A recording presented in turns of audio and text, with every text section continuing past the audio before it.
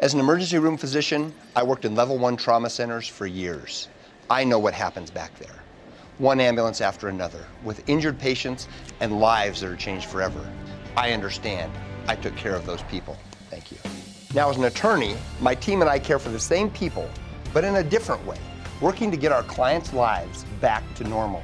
If you've been injured, our medical and legal expertise provides a unique advantage. Ramos Law. What makes us different makes us better.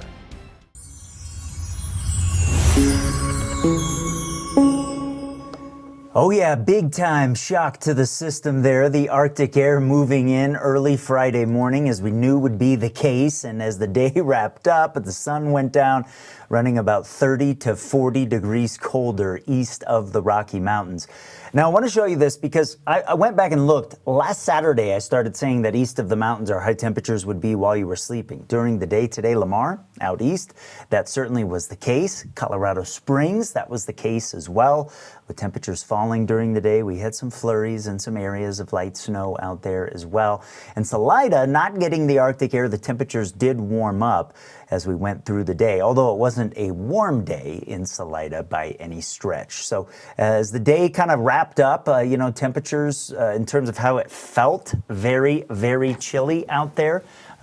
Wind chill readings running well below zero across the eastern plains, and the mountain areas noticeably warmer, although the Arctic air did get into Salida late in the day. We have warnings and advisories in effect here as we head into the start of the weekend. I still think the sort of biggest impact or highest sort of danger type thing is with the cold air potential across the eastern plains. I mean, it's not potential, it's a reality. Frostbite potential is what I mean if you're not adequately dressed for the conditions. And eventually the San Luis Valley, as we get into the back half of the weekend, is going to see some really cold overnight temperatures. So a cold weather advisory in effect there as well. Winter weather advisories, winter storm warnings for the mountains. I think specifically off to the southwest of Pueblo, we're probably going to get more snow than in the Pikes Peak region. I'll come back to that here in a second. Cold weather advisory is up for the far eastern plains because the wind chill in the evening will be between 20 and 25 degrees below zero. So that means your skin, if it's exposed, is experiencing heat loss like the temperature's that cold because the wind's kind of moving the heat that's coming off of your skin away from you with a breeze. Now, the wind chills actually do get a little bit warmer early Saturday morning, and that's because the wind pulls back some. But still really, really cold out there, and we'll start off tomorrow morning below zero on the wind chill for everybody east of the Rocky Mountains. Actual air temperatures will be on either side of zero. We'll have a couple below zero spots over the mountains as well, so a chilly start to the day. But the mountains, especially west of the Continental Divide, a lot warmer than what we're going to have south of the Palmer Divide and east of the Rockies on Saturday, with temperatures kind of on either side of only 10 degrees. So we don't move a lot during the day, and it is going to be a very cold one. Still expecting that snow from the lift with the system moving across Arizona, New Mexico into Texas through the day on Saturday, and then decreasing Saturday night from northwest to southeast. And it's not going to be heavy east of the mountains.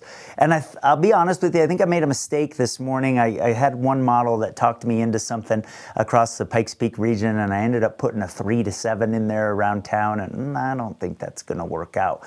But I do think we get a couple inches of snow up and down the interstate and out across the plains. A few spots might be on the lower end of that, but the heaviest snow as we move through the day on Saturday will be over the mountains. And that's not the only snow I have in the forecast. That's a change from a couple days ago. Sunday morning will be clear, will be below zero again east of the mountains, and the mountain valleys are really, really cold. So we kind of even out some of the temperatures here as we get into the back part of the weekend because we warm up a little bit over the plains. I think lots of us into the 20s here by Sunday in the early afternoon, maybe some teens. Temperatures might fall late though, and that's because we have a wave coming at us from the northwest. That's the difference here from what I've been showing you the last couple of days. This wave will increase the clouds as we move through the day on Sunday. So we start off with sunshine and we see clouds build in as we move through the day. And then we'll also see some snow showers come in. Now there might be some shallow convection in here. This is the same process that produces thunderstorms. And so there might be some bursts that put down an inch or two of snow late in the afternoon Sunday, early part of Sunday evening before we get this all to the southeast here as we head through Sunday night. Might have a little bit of wind with it as well, and it's going to keep us cold into Monday morning. Temps below zero for a lot of areas again, but there is warmer air on the way by Monday afternoon. Some 30s and 40s show up with some sunshine. Those will feel really good to you, and it looks like we're going to be pretty quiet for most of next week.